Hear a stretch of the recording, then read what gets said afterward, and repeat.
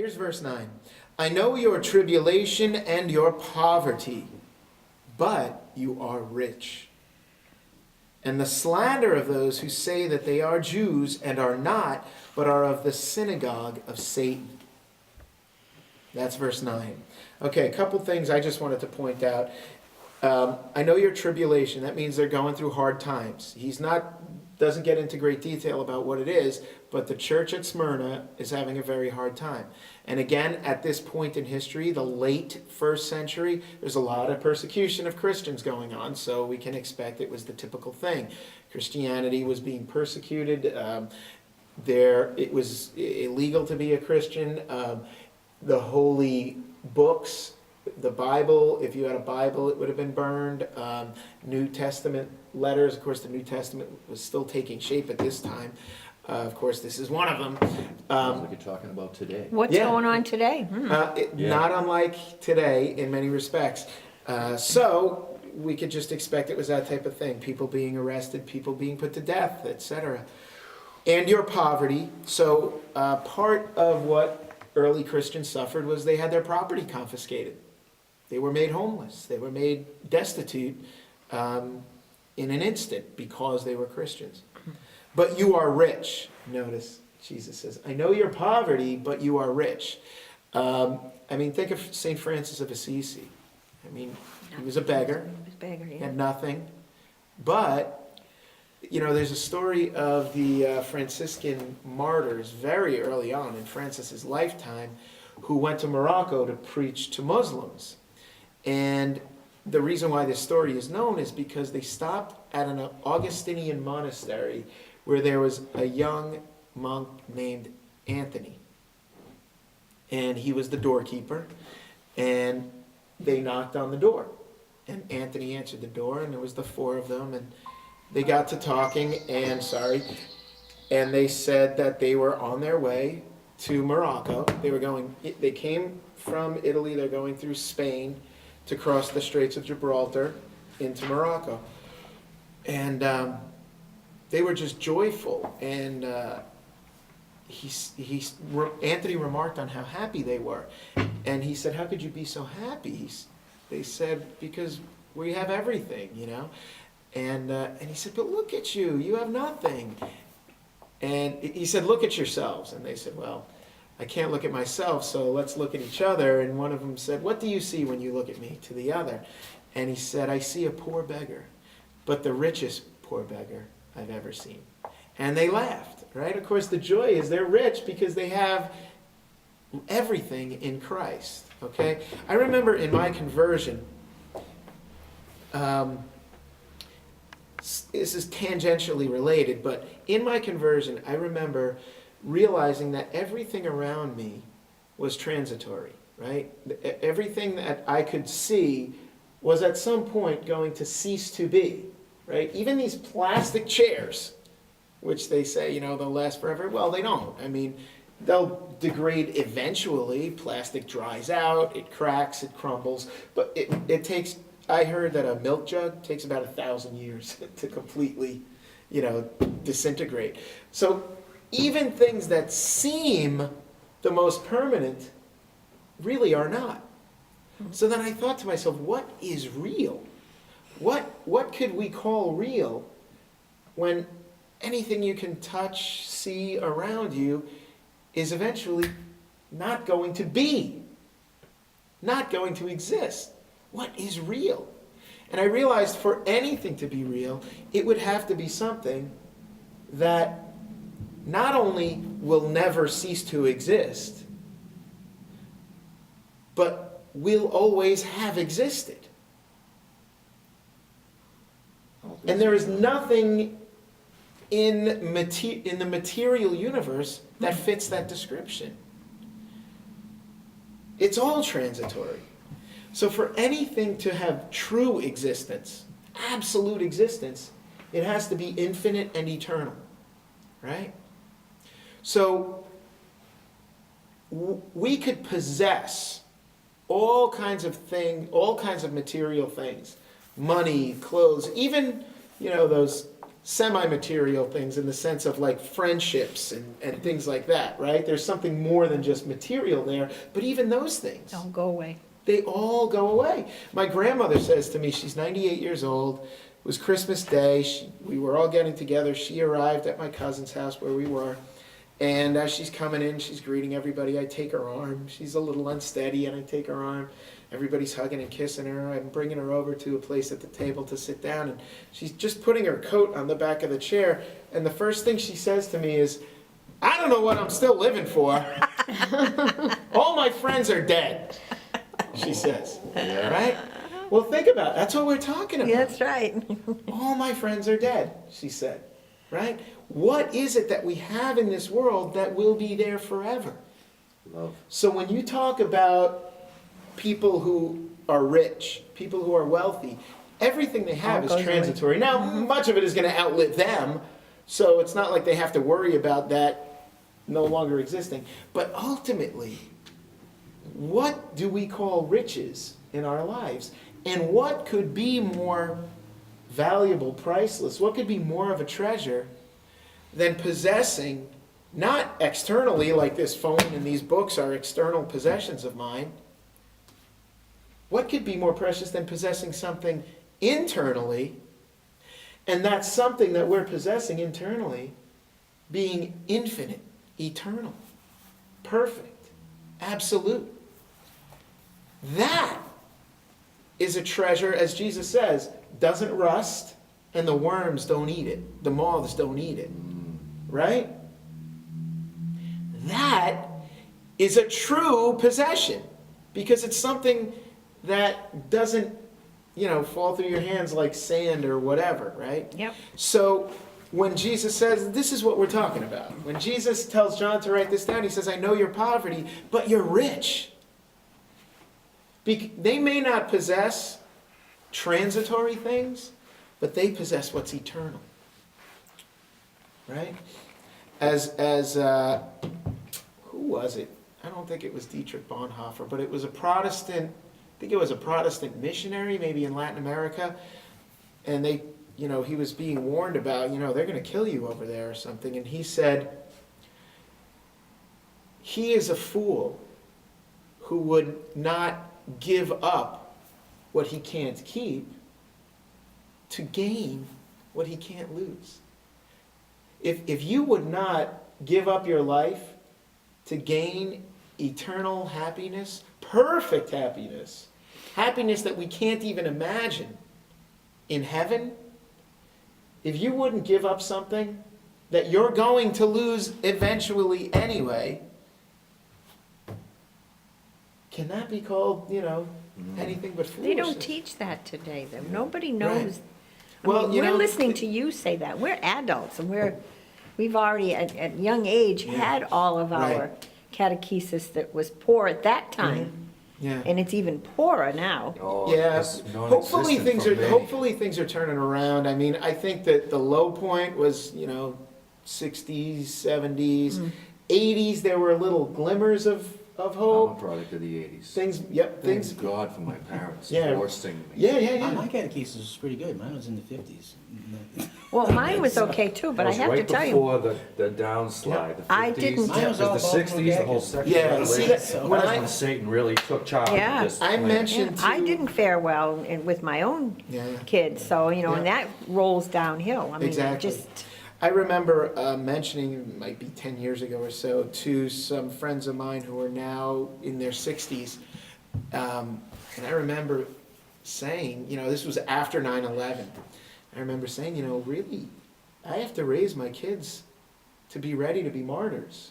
mhm. And these two guys looked at each other and said, What are you talking about? they said, that's what the nuns always taught us back in the day. But like you said, I don't think you heard a whole lot of that No. in the 70s, 80s. I mean, like, you talk about one of the greatest things to happen for evangelization in really the world, but specifically the United States, is EWTN was established in the 80s. So,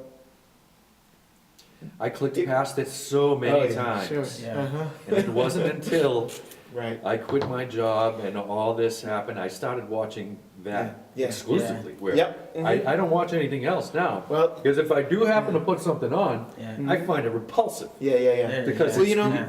the thing the is, opposite if message you, of what we're supposed to the be. funny thing is that, you know, to use an analogy, you know, so many people are walking around either malnourished or starving No. in terms of their souls.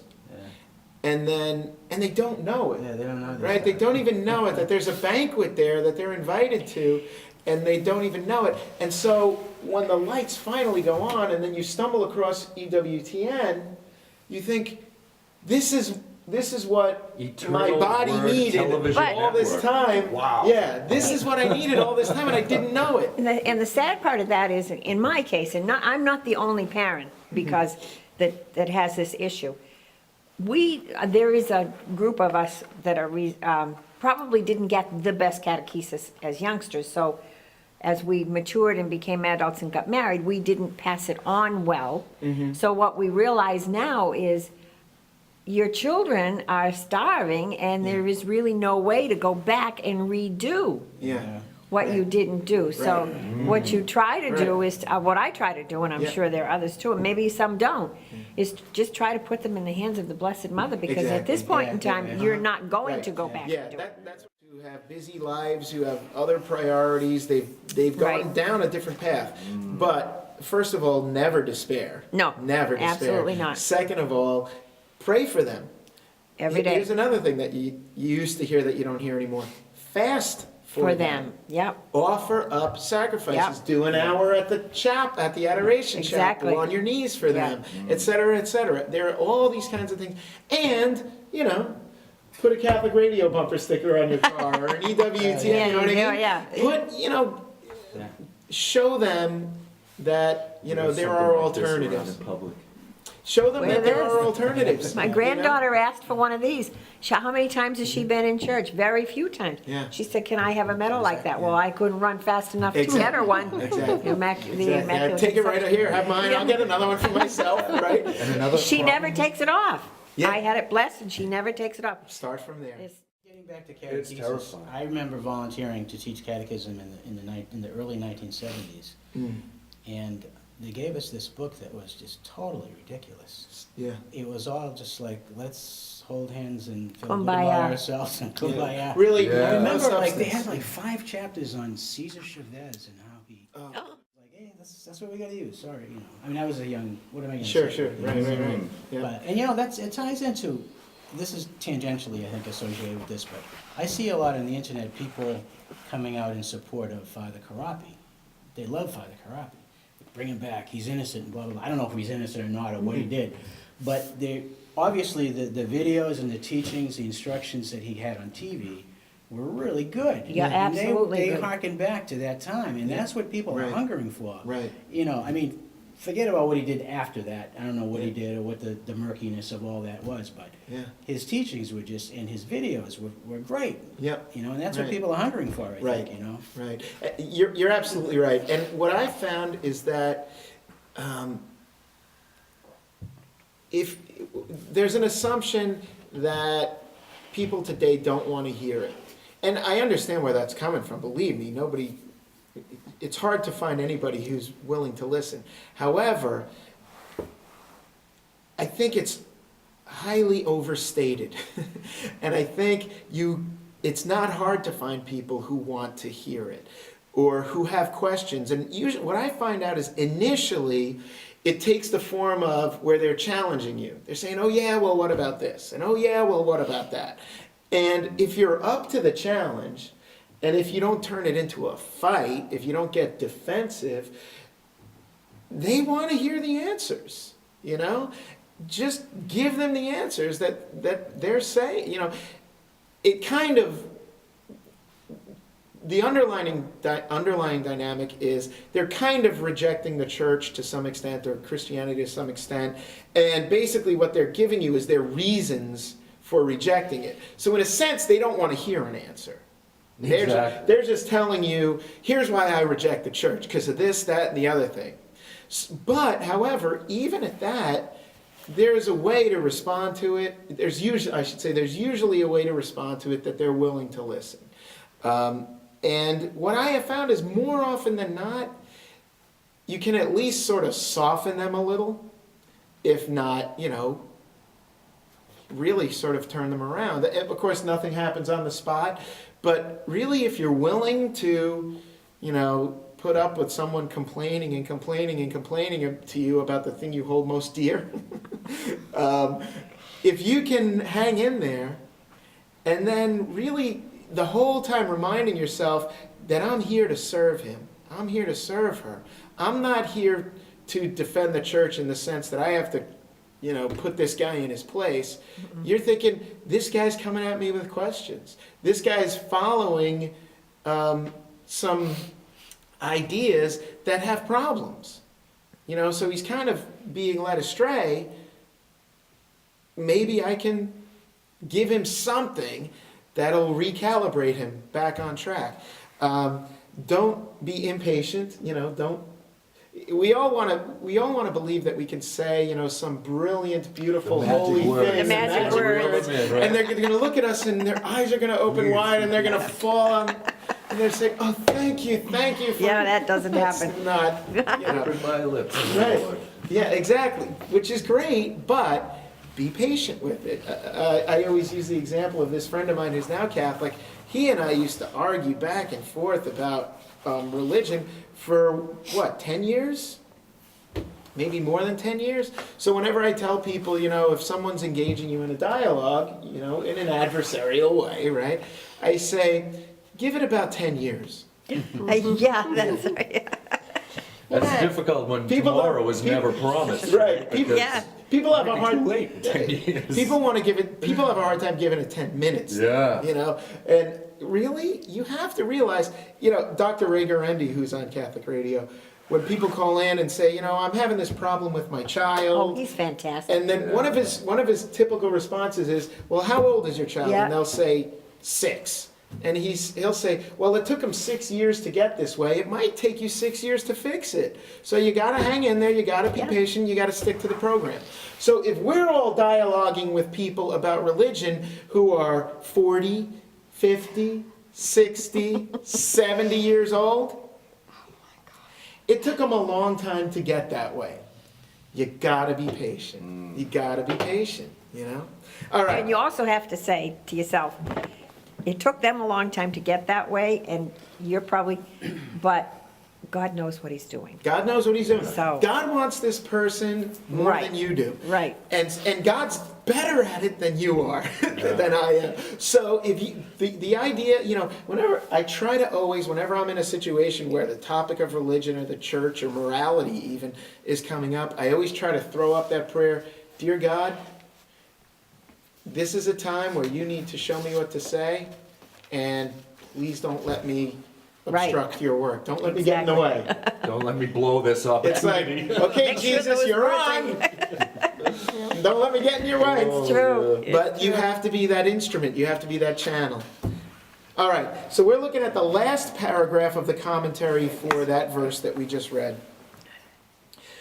The harsh accusation made in this passage of the book refers to those Jews who at the time were denouncing Christians in Smyrna. Okay, so the initial enemies of Christians was Jews who didn't accept Jesus. So what would happen is that, you have these Christian missionaries going to synagogues throughout the empire, throughout the diaspora, the dispersion of Jews throughout the world. And they're going to the synagogues to say, hey guys, the Messiah came. All right? They're all awaiting the Messiah. So those are the first people you go to. The people who are awaiting the Messiah are the ones you go, hey, the Messiah came, Jesus of Nazareth. And here's how it happened. Here's how it all unfolded. And this is where you should be.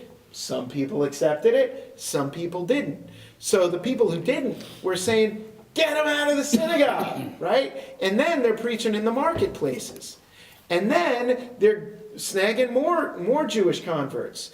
And then so what do the Jewish authorities do? They go to the Roman authorities and say, these guys are causing civil unrest. And they don't worship the gods the Roman gods of the empire, and they're telling everyone else not to. And so all of a sudden Rome has to get involved. And that's just the progression. So that's why they say the harsh accusation made in this passage of the book, that is, they are of the synagogue of Satan. The harsh accusation made in this passage of the book refers to those Jews who at the time were denouncing Christians in Smyrna. It should not be applied to Jews in general. Because let's face it, Jesus was a Jew. Mm-hmm. Mary was a Jew. Mm-hmm. Joseph was a Jew. Following all the rules, too. Yeah, Peter, James, every apostle were was a Jew. All the earliest converts were Jews. This was a Jewish thing for a very long time. Yeah, they pick up a few Gentiles here and there, but this is really a Jewish thing with sort of your token Gentiles kind of trickling in, especially, in the first century, right? So when it talks about there are Jews and there are Jews, right? There are Jews who don't accept Christ as the Messiah, and there are Jews who do accept Christ as the Messiah, who came to be called Christians, right? So it should not be applied to Jews in general. Similarly, even though the Jewish authorities and those who followed their lead pressed for the death of Christ, neither all Jews indiscriminately at the time, nor Jews today, can be charged with the crimes committed during Christ's passion, right? Mm-hmm. Just as you have people who call themselves Catholics today, call themselves Christians, who really don't have any connection in terms of, what they really believe, how they really live their lives. Just as you could say there are people who claim that Christ is their Messiah, but really the connection's not there. You could say the same thing. Jews today aren't the same crowd of people who called for the death of Christ 2,000 years ago. So it's not like you can, make that connection, right? In either case. The pro-choice Catholics. Yeah, Yeah. yeah. Mm-hmm. I call them the I'm a Catholic but people. No, But I don't that's have to just go to one, church. Or but anything. but on anything, Right, yeah, it's not, I was just gonna say, Yeah, not yeah. just They that. didn't remember that the cafeteria is closed. Yeah, that's right. It's called the catechism. Right? All right. Nor Jews today can be charged with crimes committed during his passion. It is true that the church is the new people of God. St. Paul talks about this. He says the church is the new Israel. I forgot the exact wording, but it's in Paul's letters, where he says, before Christ came, the nation of Israel was God's chosen people. Christ came with a new covenant and a new way to be incorporated into his body, and now this is the people of God. And all are invited in, right? So he calls the church the new Israel of Christ, right? So it is true that the church is the new people of God, yet the Jews should not be spoken of as rejected or accursed as if this followed from Holy Scripture. It doesn't. Everybody on the planet, until the end of time, is called to become a member of the church, called to be a member of the body of Christ. I'll put this another way. After my conversion, people would ask me, why did you become Catholic? Okay, I get how you were an atheist and then you believed in God, but, why didn't you become a Jew or a Muslim or a Hindu or a whatever, right? Mm-hmm. And I said, and there are lots of particular answers I could give about what the Catholic Church teaches and believes, but in general, I was sort of aware in an instant, to put it this way, God creates us all for him. The church is his body, his supernatural, mystical body in this world. Therefore, God creates everyone to be a part of the church. Therefore, it's not like I decided to become Catholic. I realized what God made me. It's sort of like there's this children's story we have on audiobook. We listen to it in the car. It's called Jack Plank Tells Tales. And it's about this former pirate who's telling people the stories of his life as a pirate. And one of the stories is they came upon this deserted island, and there were all these seagulls. And all of a sudden, 6 years old. And she was cawing like a seagull. She was acting, walking like a seagull. She was eating like a seagull. For whatever reason, I guess this girl had been abandoned on this island and in effect was raised by seagulls. She thought, in some sense, she was a seagull, right? And then they find her, so they take her aboard the ship and they bring her to one of the pirates', I think, grandmother's house, and they leave her there, and the grandmother, civilizes her, I guess you would say, right? Just imagine when it dawned upon her that she was not a seagull. I'm a human being. It's not like I decided to become a human being. It's not like she converted from being a seagull to being a human being. She kind of, to put it one way, she woke up one day and realized, I'm not a seagull. I'm a human. That's my nature. And that's kind of the way I feel about my conversion to the Catholic faith, to the church, is that I woke up one day and realized, oh, this is what I am. Not, I like what they have to say, so I'm going to go ahead and join them. It's what I am. It's my nature. It's how I was created. And the reality of it is we're all created that way. We're all created for God. And the way God connects with us in this life is through his church. We've always heard or you may have heard the phrase, there is no salvation outside of the church. The Pope just recently said that. Yeah, we've heard this. It was said, I don't know when, 700 years ago or something like that. I forgot which Pope said it. But no salvation outside the church. Nulla sanctus extra ecclesiae, I guess that's what it is. Or salus. Not sanctus, salus. But people think, oh, that means you have to be Catholic to go to heaven. Baptized, confirmed, confession, communion, the whole lot. What it means is that anyone who is saved in the world is saved because of the Catholic Church. And let me take that phrase, there is no salvation outside the church, and re-express it. It's really just a different translation. Without the church, there's no salvation. Right? The body of Christ. Extra, right, means outside of, right? So without a world without the church, there's no salvation. So, and the church teaches that people can be saved without having been baptized. People can be saved people can go to heaven even if they're not Catholic. But they go because 2,000 years ago, Christ came and established this church, which is the way, the ordinary way, that God provides graces to the world, provides salvation to the world. Salvation comes into the world through the church.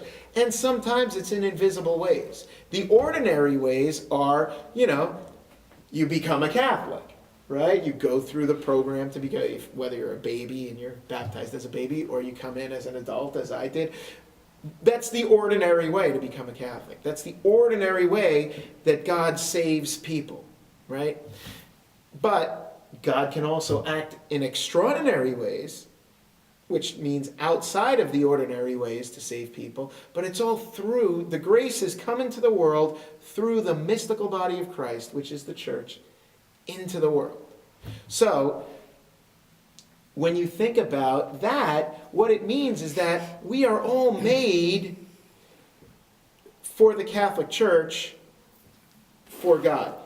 Sort of to God via his mystical body on earth, right? So in that sense, we're all made to be Catholic. God creates us with that identity. Whether or not we realize it, or to what degree we realize it, there's any number of, infinite number of possibilities among the whole human race. And let's face it, every time we sin, what we're confessing is that I don't fully realize it myself. Because somehow I thought this sin was a better choice at some point. At some maybe moment of weakness. Yeah, they buy into the lies. However it is, basically, none of us is sort of utterly we're not utterly given over to God. We don't utterly give ourselves over to God, I should say. because we still sin, right? There are lapses in our devotion, in our union, our communion with God. So, you look at that historically, you can't just make blanket statements. Christians are good guys, Jews are bad guys, Muslims are bad guys, Hindus are bad guys. You can't do that, you know? That's why God judges us individually, right? God doesn't say, okay, Americans, we're going to judge you. Okay, America, yeah, you did a lot of great stuff. All right, you're all in heaven. Yeah. Yeah.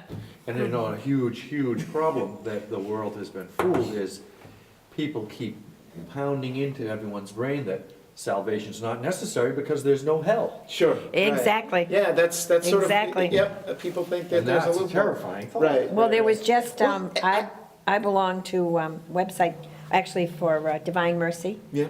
And Brian Stackpole, I think, who's the Eucharist. Robert Stackpole. Robert Yeah, Stackpole. he's pretty good, yeah. He's very good. He just a put lot a of good thing on articles, yeah. yesterday, it popped up on my Facebook about people who say there is no hell. Well, if you don't think so, read Faustina, Sister Faustina. Sure. Yeah, I just read that paragraph. Did you read that? Yeah. Yeah. I'm about halfway Now, through that. I have to say this. A lot of people think, oh, don't talk about hell, don't talk about hell, Yeah, don't talk about hell. yeah. I teach a Bible study once a week to kids from 2nd to 8th grade. And they always want to know about hell. They Of course they do. always want to talk about the devil. And it's not like, oh, let's, No, let's just it's be because they're goofy here and afraid. let's Not so be... they can worship him. No, No. So they can want to follow know. him. Yeah.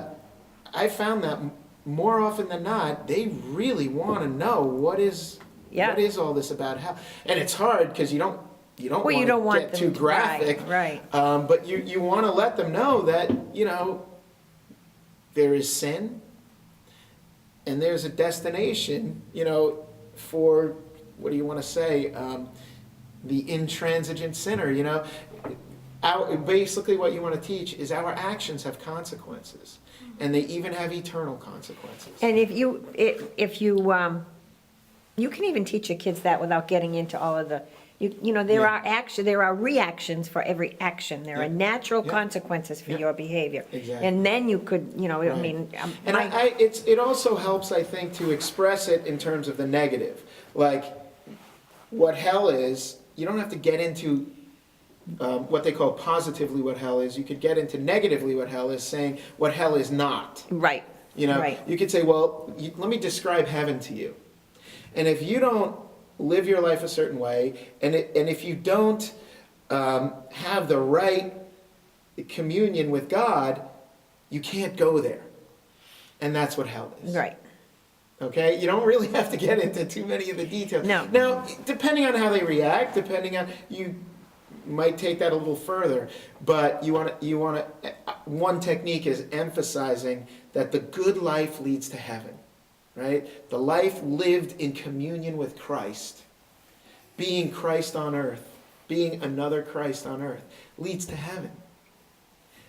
And a life that doesn't fit that description leads to hell. Well, there are everyday examples all around them too, that show them that the consequences for your behavior Right. are not always good, so Right. that you have to, and there's nothing wrong with making children aware of that. Oh, yeah. Making them, Right. there are a lot of psychologists who feel that they should grow up thinking that the world is a wonderful place and everything is peaches and, they're like, Everyone goes to and heaven. everyone goes, that's not true. I think most people who are not religious in our culture don't believe in hell because they can't reconcile God's mercy with his justice. A Yeah. good God would not send me to hell for doing this thing. Yeah. It's not that big a deal that I should go to hell for the rest of eternity. Yeah. I think that's what, We don't rationale. hear enough about it from the pulpit. No, we don't. Yeah, it's true. Silence. I think that someone once said, and I don't remember who said this, but they said people don't need to be taught as much as they need to be reminded. So in other words, if God made us in his image and likeness, all we really need to do is remind people who they are, what they are, right? And we have a sort of divine dignity, being made in the divine image and likeness. So if we don't live according with that divine dignity, we fall. We're less than what we ought to be. And if heaven is the place that we ought to be, if we don't live our lives according to the divine dignity that we have, we're not going to go there. if we live as something less than divine dignity, then the only place for divine dignity is heaven, and that's the only thing that can be there. Anything less than that can't be there. So, I mean, you could kind of talk about hell, at least preliminarily, as not heaven, exclusion from heaven, right? Not making it to heaven. And also, make examples of what mortal sin is. Oh, yeah. Because people don't most know. people have no They idea have no that clue. they're in mortal sin, and they're No. going right up there receiving communion.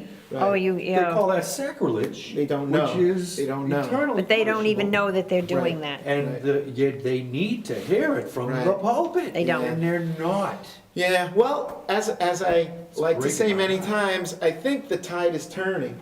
I think we're hearing, as time goes on, you know, the further we get, say, from the 60s and 70s, especially lately, I would say within the past handful of years, we're getting better and better homilies. And you also have to think, like St. Paul says in one of his letters, he says, look, I have to feed you on milk because you're babies in the faith. And frankly, even the people who come to Mass every Sunday, there are people among us who are babies in the faith. They really have an infantile understanding of the faith. And that's what they're operating with. So the homilies just can't come out and all of a sudden start, you know, preaching from St. Thomas Aquinas' Summa Theologica. When people start running Well, away. yeah, 'cause they they're shouldn't be afraid. worried about that. And the church is concerned primarily about the finances and how we can get the, you know. Well, I would say two things about that. I would say, number one, finances are a legitimate concern. But You their got to keep the lights primary on. concern at this point. You don't want to put the cart before the horse, right? But the point about what ought to be preached from the pulpit is, first of all, the truth ought to be preached from the pulpit. Amen. Then the question is, how is it preached? And generally speaking, the truth is preached in a way that spiritual infants can digest. All right? They don't just, by and large, priests don't come out and start talking, you know, college level theology, because a lot of us would just miss it, right? It wouldn't work. So they're trying to reach us on their level, which is what Jesus did. He didn't stand up on, you know, on the temple and say, whoever's holy, come to me, right? No, but he did say, you are either with me or you are against That's me. right. But in order to bring the people with him, he went to where they were, the gutters. The sinners. He went to where they were. So what the homily has to do is go to where we are, or, you know, the people who need to hear it most maybe are. We all need to hear it, but if you're looking at, you know, who's in most danger right now, whose soul is in most danger at this precise moment? Everyone on earth. Well, I was we're just all, going to say right? that applies to all of us. Everyone. But Yeah. you look at any congregation, there are people in a state of grace and there are people who are not. Yep. And then the priest who's composing his homily has to think, it's kind of more urgent that I speak to the people who are not in a state of grace. But how do I reach them? Yeah. How do Because I... the time is of the essence, really. because Absolutely. We are in this phase of the Bible, Yeah, sure. where, as we just stated, it's like, oh, this is today. Right, yeah. So time isn't Time is on of our the essence. side. Right. So, but here's the thing. Act now. It makes Save yourselves. it makes it important to communicate the message Yes. effectively, Yes. because if you communicate it in a way that's not effective, now you've alienated them and they're gone. They're here. They're listening. I want to communicate the truth to them in a fruitful way, in a way that they're going to say, yeah, I want to take the next step. I want to pursue holiness, right? Because we all know that it can be, the truth can be presented in such a way that people can't take it. They can't bear it. Look at what happened in John 6 when Jesus said, whoever eats my flesh and drinks my blood has eternal life. Whoever does not eat my flesh and does not drink my blood has no life. There were people there who were not ready to hear that, and they walked away. People today, no one's ready to hear it. Exactly. But the point is, some people stayed, some people left. Every priest up in the pulpit or deacon is saying, I've got people here who are teetering. I don't want them to fall away. How do I strengthen them? How do I get them off the fence onto this side? How do I get them to take the next step? If I just go up there and say, you're all going to hell if you do this, this, this, and this, is that going to be fruitful? Perhaps not, but it is truthful. It's truthful. But maybe what I could do is, like I was saying in my discussion, how do you talk to kids about hell? Maybe I could reach those people, not by going straight to talking about you're going to hell, but maybe I can say you're going to heaven if you live such and such a way. Right? What did Christ say If about you the live Lord? this holy way, if you live this holy way, you'll go to heaven. And then maybe the next homily or the next phase of homilies is, if you don't live this way, you're not going to heaven. And then maybe the next phase of homilies after that is, if you're living this way, you're not going to heaven. So in other words, you want to start in a way that's going to sort of bring them along, cause progress to happen. You don't want to scare them away and lose them forever, right? Because even though a priest might say, well, I don't want to talk about divorce and remarriage or artificial contraception or abortion, because then the people will leave. There's a grain of truth to that in the sense that I was just describing it. Where you don't want to go is say, I'm never going to preach the truth because then they'll leave. Well, no. The question is, I need to preach the truth, but I need to preach it in such a way that helps them, that brings them along instead of alienating them. Because we all know it's easy to alienate, to put your foot in your mouth when you're trying to That's evangelize. why I don't have any friends. Since my conversion, I spent a lot of time alone. Yeah, let that be a lesson to you, and now you can go back to the drawing board and think, okay, how can I reach out to these people? But I've given everyone rosaries, and Yeah. they're hanging like decorations. They That's a start, like you said. But with they your have metal, it. It's a start. They have it It's a for when start. their walls fall down, Yeah. Well, and that's their only recourse. That might be how it works. You know? That could might be how the it way. works. How many people have to be knocked off of their horse in order for it to happen? They said after Thank God 9/11, for the my confessions Oh, yeah. went skyrocketing. Yep. People lines and everything. Yeah, people thinking, wow, life is precious. Yeah. I could die at any moment. All right, let's look at verse 10. We probably won't get through the commentary, but let's look at it. Do not fear. I love this. Do not fear about what you are, do not fear what you are about to suffer. That's beautiful. Behold, the devil is about to throw some of you into prison that you may be tested. And for 10 days you will have tribulation. Be faithful unto death, and I will give you the crown of life. This is, I've often said, and you may remember as we've been going through the New Testament for years now, you can almost just look at the Gospels. Here's the New Testament. You got the Gospels. You got the Acts of the Apostles. And then you have all the rest of the New Testament. And you can almost summarize the entire rest of the New Testament with one description. Keep the faith. Don't give up. Hang in there. Don't be led astray. Don't be led astray. Keep the faith. In other words, you could say that all of the New Testament epistles are summarized in verse 10. Do not fear what you are about to suffer. You just said, you went through this conversion, you lost all your friends. But I gained eternal life. Exactly. Now, you don't want to lose all your friends, but if the choice my is... friends to be saved Exactly. as well. If the choice is, I go to heaven and lose my friends, or I keep my friends and go to hell. Yeah, but my family is Or- resisting me as well. Oh, well, I have that too. Yes, absolutely. You So keep su- the faith, and by you keeping the faith and your example, somewhere along the line, you're bringing them along. You may not ever Yep. see it. In but- some way, your holiness blesses them. Yeah, exactly. So the point is, you suffered the loss of your friends. Jesus says, don't be afraid of suffering, right? Now, in this case, he's saying you're about to be thrown into prison and martyred.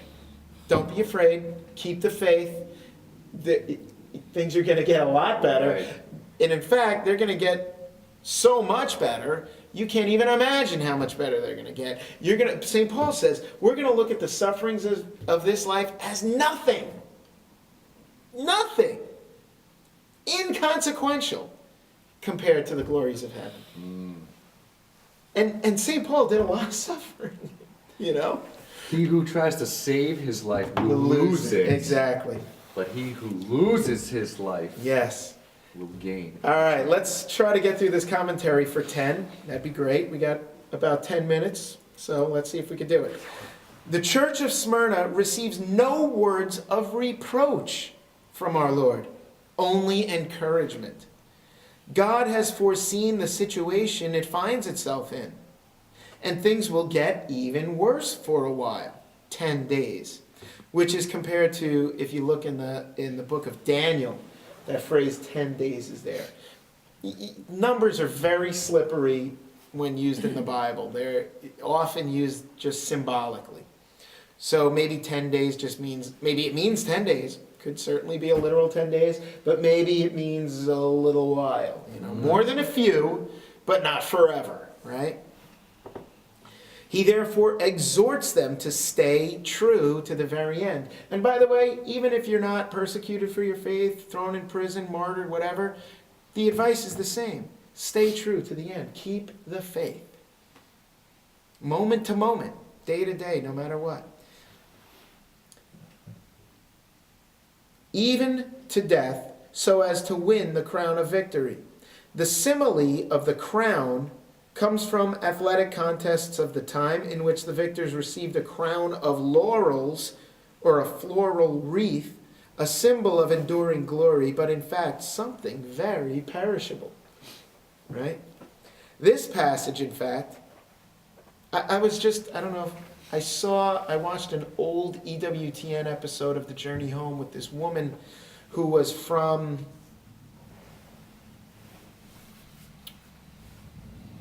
where was she from? I don't remember. Eastern Europe. But she was a famous childhood star, like 16, 18 years old, became like a famous pop star, had everything in the world. And she realized she was so empty inside. She would just cry and cry and cry. And she even contemplated suicide. And then she had this religious conversion. And then came to the United States because when she was there, it was still communist and religion was restricted, to say the least. So came to the United States with nothing. Nothing. I mean, she was scrubbing floors. This was a woman, like, picture like Madonna, right, in the 80s. If she had a religious conversion, gave it all up, fled to another country where she was anonymous and just started scrubbing floors. That's the equivalent, right? And, you know, eventually came around. But what she showed is what this commentary just said. Whatever you gain in this world is transitory. I don't care how awesome it is. And in your heart of hearts, you know that it's transitory. We don't long for transitory happiness. We don't want to be happy for a minute or a day or a year or 10 years. We want to be happy for eternity. And I don't care how much money I have, it's not going to work for me for eternity. This passage, in fact, provides us with an entire program for living. That one verse. So, like I said, it summarizes the New Testament epistles. Faithfulness to commitments, particularly the commitment to God that you made in your baptism, in your confirmation. Enduring loyalty to the love of Christ. Always be loyal to Christ. That's, you know, when people say, what should I do? What should I do? Follow Christ. Be loyal to Christ. People tell a priest, a celibate man, give me advice for my marriage. Well, the truth is, if you want to have a good marriage, stay loyal to Christ. And priests can tell you about that. They're particularly well suited to tell you about that. If you want to have a good marriage, stay loyal to Christ and do everything you can to help your spouse stay loyal to Christ. It's not about self-help books. It's not about, marital techniques. I mean, that's all secondary. That's at best, it's secondary. And it's Holiness. transitory. Holiness makes for good marriages. Holiness makes for good lives. Holiness makes for good priests. Holiness makes for good nuns. Holiness makes for a good society. Priests are particularly well suited to counsel us on holiness. This is the rule of life, holiness. Like they say, St. John, who's writing these words, and the apostle, the evangelist, wrote the gospel. They say at the end of his life, his homilies consisted of 2 words. Love one another. Mm-hmm. They'd say, Master, tell us about, the Messiah. Tell us about the Christ. What did he say? What did he do? Blah, blah, blah, blah, blah. And he would say, because he lived to be almost 100, he would say, love one another. And then finally Even as they're killing you. Even as they're killing you. And then at some point somebody asked him, why do you always say the same thing? And he said, because that's everything. Love one another. Right? And real love. Okay? A lot of people make the mistake, like with their kids, they think, well, I love my kid, so I'm going to give him whatever he wants. That's not love. I'm sorry. You're hurting this child. And that's that's like not what he saying, well, wants. I love my alcoholic friend, so I'm going to buy him a bottle of whiskey. Mm-hmm. That's not love. Nope. Sometimes love is saying no. Sometimes love is, but if you love them, you're with them in their suffering, right? Like the alcoholic, you say, I'm not going to let you drink anymore. I'm going to do everything in my power to help you. Let them know drunkenness is a mortal sin. Yep. But be with them in their suffering, in their withdrawal. You know what? You say, look, we're going to get you off of this stuff. Why don't you come stay at my house? Right? Or let me take you to the hospital, or let me take you to a program, or whatever, and visit them, right? St. Paul talks about how we need to visit the poor, how we need to visit the people in prison, etc., etc. We're supposed to be with people in their sufferings. So when we're out there preaching that people have to be willing to suffer all these deprivations for following Christ, we also need to be with them in those sufferings. Don't say, hey, go ahead and go suffer. Good luck with that. Be with them in their sufferings. At a minimum, you need to pray for them and with them. But also, materially, physically, personally, be with them in their sufferings. If we want to be saved, we need to persevere to the end, as St. Teresa of Avila puts it, by making an earnest and most determined resolve not to halt until the goal, eternal life, is reached. Whatever may come, whatever may happen, however much effort one needs to make, whoever may complain about one, whether one dies on the road or has no heart to face the trial one meets, even if the ground gives way under one's feet. So, sometimes we're trying to be good Catholics, good followers of Christ. But sometimes it just gets so tiring, we want to break from following Christ. Right? It's like if you're on a diet. You say, you know what, I'm going to set aside Sundays to eat whatever I want. Okay. But the life of holiness doesn't work that way. You can't take a break from that diet. No fence sitters. No fence sitters. No days off from God. It's kind of like, when God's not concerned about me, that's when I can stop being concerned about God. I remember people saying, well, the church has no business in our bedrooms. Talking about contraception, what constitutes, moral, marital relations, et cetera, or extramarital relations, and so on and so forth. And my response for these people is always, when God doesn't care what you do in your bedroom, then the church doesn't have to care. As long as God cares what you're doing in your bedroom, the church has to. We can't say, okay, well, we'll just leave that one alone. Because God put the church on the planet But, to be present and concerned about all the things that he's concerned about. and then when you do find, like you're saying there, don't take a break and don't wander away. If you do find yourself doing that, because there's an external, I mean, even in your families, Oh, it's like okay. they're always pulling the other Sure, way. Yeah. But there's that little Mhm. voice inside you that just keeps saying, Yep. you know Come what? back. Come back. You should not be doing You this. shouldn't Yep. do this. I know. And it's, by the way, it's not just external forces that cause us to stray. Oh, I know. I'm Oh, I'm very good, yeah, I know, I'm very really. good at Yeah, getting I know, myself to I know. stray. It is easy, John Paul II has reminded us, to stay true to the faith for a day or a few days.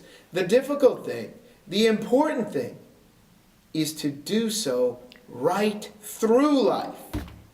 It's easy to keep the faith when things are going well, and difficult to do so when obstacles are met. Consistent behavior which lasts one's whole life is the only kind which deserves to be called fidelity. John Paul II. It's not an easy path. No, you don't get a day off. You don't get a minute off. No. We tend to think, like the picture of the person who's cheating on their diet, who hides in a closet and eats some cookies or something. You don't hide from God. No, you don't.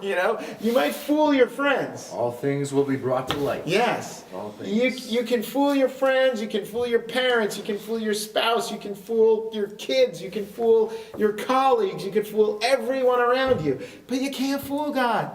God sees. Your Father who sees you in secret will reward you. Right? When Jesus tells us to pray in secret. Your Father who sees you in secret will reward you. True.